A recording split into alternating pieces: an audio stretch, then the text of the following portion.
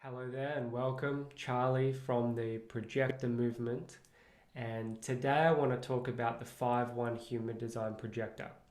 Now, because I'm a 3-5 Splenic Projector, I decided to bring on a 5-1 Splenic Projector. So I'm joined today with Sarah Lemmerman. Hello, Sarah. Thank you for joining me today. Hi there. Thank you so much for having me. So I know you've got a lot of knowledge and a lot of wisdom about many areas in life, and one of these areas is human design, and you help a lot of people, you coach a lot of people who are specifically projectors. Mhm. So you being a 5-1 projector who's deeply tapped into your intuition, I thought you'd be the perfect person to join me and share with other fellow 5-1 projectors what's going on with this profile, what's going on being a projector with a 5-1, and maybe some tips and tricks to support people to embody and align themselves more deeply. So, firstly, I'd love to hear from your point of view, what is a 5-1 projector? Again, thank you for having me. And so let's get right to it. What is a 5-1 projector? I've coined a term, maybe I've read it, but maybe it's mine, which is 5-1 projectors in a sense are double projectors. So the 5 line being that's our conscious personality is known as the heretic. We are here in this world to make impact um, to the masses, to the greater good. It's a transpersonal line. It's the first line in the profiles that is here for the world. And then the 1 line being the investigator, we're here to really master something to bring to this world. So in a short summary, the 5th line contains this double projection field. And as you mentioned, Charlie, you're a 3-5, but the 5th line for you is on the inner side, is on the unconscious side. So you're not going to feel it nearly as much as those who are a 5-1 projection. We will really, really feel never seen really properly by the world with this profile. And I imagine as a 5-1 projector, you're actually probably quite seen because your aura has people come towards you Yes. for guidance. So you're actually seen quite a lot. But what I hear you saying is not seen correctly Right. to who you actually are. So Yes. it's almost like a distortion in the field of the mind of what people are seeing in you, and then that may lead to projections and certain expectations.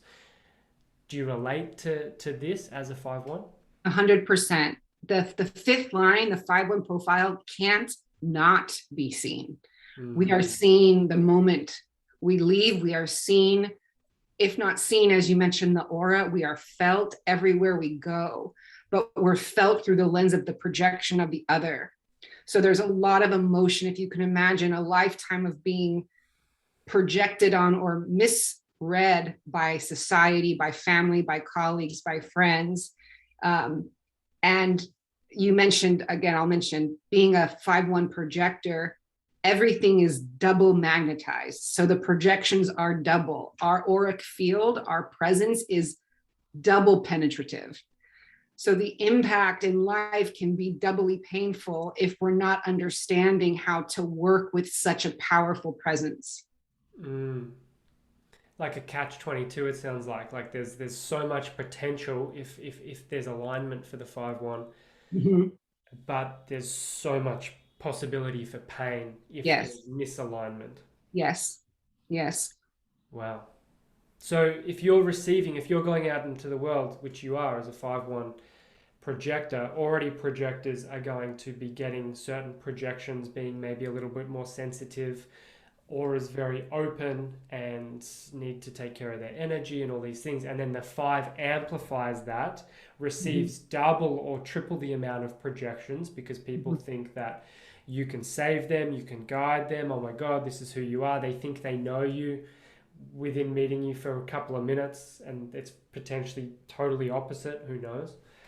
So if all those projections and expectations are coming at you from your family, your friends, your society, your education, your work, all these things, I imagine that would be quite heavy, for Yes. one, quite tiring, quite a lot to hold. So what do you say? What do you do about that? It's a lot. It's a lot. Yeah, I'll add just one thing to that. What we are projected on is to save people. That's what people think when they meet us. They have the solution. You're going to help me X, Y, and Z. And so one of the ways a 5-1 can navigate that projection is by leaning into that investigator line, that line 1, which is it's a line that's also based in insecurity. It's the first line of the house. It's the structure. And the way that it finds security is through investigating, hence the line being called investigator. It's through mastery of knowledge. It's through understanding something, especially whatever it is that you're offering to the world, that you are an expert in that. Another strategy that's extremely helpful to align as a 5-1 in a world where we're being looked at all the time as who we aren't, but all of these projections, is that we have a space where we can spend time to be with ourselves.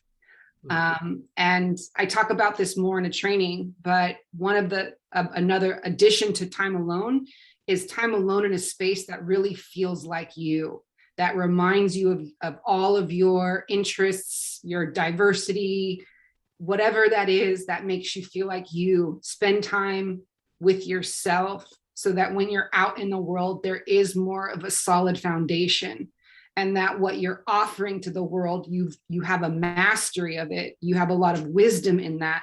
So what you are sharing is backed up and rooted with knowledge. Beautiful. And you mentioned training. If Mm-hmm. people are watching this and they're wondering, what do you mean a training?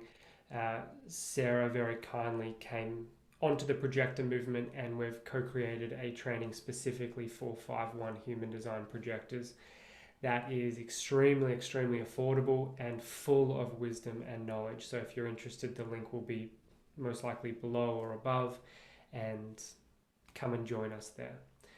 Now, you are sharing a lot of things that are probably resonating quite deeply for 5-1 projectors, because whether you've known about human design for a long time or a little bit, here at the Projector Movement, we focus on the embodiment and the transformation and the results, Yes. rather than the mental understanding and tidbits, and that can just wrap you up in a bit of a knot, really. So I love the way that you're expressing and giving people open doors really to walk through as a different way, or different ways to see challenge or shadow aspects that could be coming through. So Yes. it's beautiful. In saying that, if you don't mind, just me sharing a little bit about, if you're a 5-1 and you're new, or you're a 5-1 and you're in the middle, or wherever you are in your journey, common characteristics of a 5-1 can be, again, as projectors, we already have bitterness, but it can, as a 5-1, it can actually go to an even higher level of frustration and even paranoia being in this world. And I just wanted to mention that, to normalize that if you're feeling that way, that's a normal side effect of having so much projection on you throughout life, so much expectation, that we can tend to isolate or remove ourselves, because it feels like, you were saying, as a projector, only having an open sacral, not having as much energy. Being a 5-1 projector is different than being a 5-1 generator, because of the amount that we can actually hold. And so, just I wanted to mention that there are ways to realign yourself so you aren't experiencing some of these heavier, shadowier emotions of being a 5-1 projector in life. Mm. Yes, as you're talking, I imagine if you've got the one line, which is an insecure line or an anxious line, because it's trying to find where can it actually step to find safety. It's constantly looking for safety. and then the line 5 is pulling in all these projections. Hmm. That seems, as I feel into it from my 7 open centers, it feels I get what you're saying about the paranoia or like the intensity of that. It's like, where am I safe? Where am I safe? And whoa, it's not safe anywhere because there's all these projections Yeah. happening around me that could be scary. So that could be a lot to hold for a 5-1 projector who doesn't understand and looks out into the world and sees everyone else, not everyone, but a lot of people got their stuff together and Yeah. quite resilient and all these things. And then they're feeling like, whoa, what's going on? Yeah, definitely. And a theme with 5-1 projectors is that we do over promise and under deliver. And when we do that as a 5-1, because we have that heretic line and we were first put on the pedestal, when we don't deliver, we get the community, the town, the client, whomever we've let down wants to run us out of the town.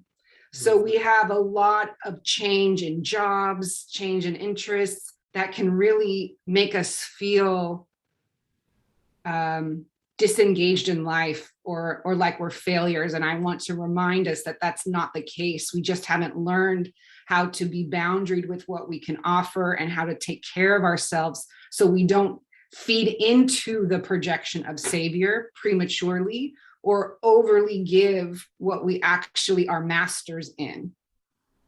Totally. Wow. Took us pretty deep pretty quickly. Sorry, 5-1 projectors. It's a lot there. There's a lot to unpack in a beautiful way, in a really beautiful way.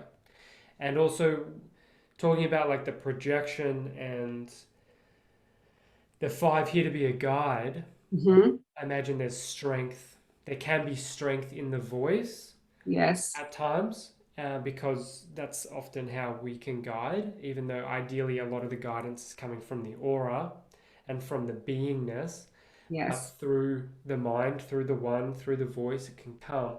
And I'm curious if there's anything you want to share about the voice of the 5-1 and how people can move into more alignment and away from the conditioned patterns. Yes, yes. Thank you for that. The voice is it's the instrument, the 5-1. All projectors need to master the voice, right? We all need to know how to wait for the invitation. But the 5-1, this is the instrument of mastery because, again, as I said, 5-1 is a double penetration line. So when we communicate, let's say we're communicating and we're angry, it's coming across to the recipient as extremely angry. Or if you're excited, it's coming across to the recipient doubly excited, which can be overwhelming. So a lot of the mastery or the alignment of the 5-1 is to really be aware of when you're speaking. Number one, to speak less, and also to make sure your emotions are as much in balance as possible. And if not, take that time alone to be with your anger, not to bypass it. Be with the anger, be with the frustration. But when you're trying to communicate or problem solve or be in relationship, you're communicating in a balanced place so it doesn't overwhelm the recipient. Yes. So balance your internal world first before entering the external world. Yes. Yes. That's yeah. If I'm sure people could have taken 5 or 10 things away from this very brief conversation, but that would be one as a 5-1 to really focus on, I imagine. Yes. Beautiful. And we just touched the tip of the iceberg here today with Sarah. And if you're wanting to go a lot deeper, then we welcome you into the training, and the link will be below or above. And my name's Charlie from the Projector Movement. Sarah, thank you so much for showing up as a 5-1 Splenic Projector and sharing from your truth to other 5-1s who are, by the sounds of it, 5-1 mixed with the projector can be a challenging place and way of to navigate this life. But if you navigate it in the right way, you can become a real diamond in the rough, I imagine. Yes. We're here to be seen and to make impact. So we're here to do that with joy. And that there is a way to get there. Amazing. Thank Thank you. you, Sarah. Goodbye, everyone. All the best. And we'll see you soon.